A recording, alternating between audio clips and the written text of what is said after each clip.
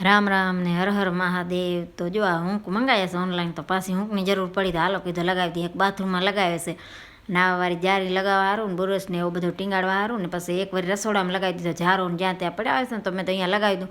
આવે મજબૂત છે હો, ગમે તો વજન હોય તો ઝાલી લેજો. અને પછી મારે જુવાર દરવાની છે ને એના પપ્પા સારું, તો જુવારમાં મગ, ચોરા, ચણાની દાળ ને કોળ ને આવો બધો નાખીને આપણે હાથ ધાનવાળો લોટ દરી નાખ્યો છે, તો એના રોટલા ખાઈને તો સારો આપે ને તાકાત આવે ને મસ્ત છે. ને મારે ચક્કી હવે સાફ કરવાની છે, તો બ્રશ લઈ અને દેણું દરી લીધો એટલે હવે ચક્કી સાફ કરી નાખું. પછી બીજો કામ કરું તો આ બકાલાવાર આવી ગયો. તો અમારે તો જુઓ હવે ઘરની બાજુમાં હાવ રોડ આવી ગયો છે, કેમ કે ટ્રબલ રોડ આવવા માંડ્યા છે હવે. અને આવી ગઈ છે કાર્તિકા મીઠું હારું બદામને લઈને, તો મને કહે છે કે દાદી હું મીઠું હારું બદામ લઈ આવીશું. મેં તો દે કીધો, આ મારા ભત્રીજાની છોકરી છે અને પાયલ શિવ મહાપુરાણ વાંચે છે તો એને વાંચવા નથી દીધી. ફૂઈ તમે શું કરો છો? મેં ફૂઈને વાંચવા દે કીધો. અને દાડમને એવો લઈને આવી ગઈ છે. અને પછી શિયાળામાં પાયલ મારા હારું બે પોલકા સીવી નાખ્યા, જુઓ લીલા ને પીરા ને રાતા ને એવા પોલકા સીવી નાખ્યા. પોલકા આપણા સિવાય ગયા ને સાંજના જુઓ વટાણા બટેકાનું શાક પડ્યો છે ને રીંગણાનો ભરથો પડ્યો એટલે ટમેટાની ચટણી બનાવવાની છે. તો ઘણા દી થયા એટલે વિડીયો લાઈક છે ને સબસ્ક્રાઈબ કરી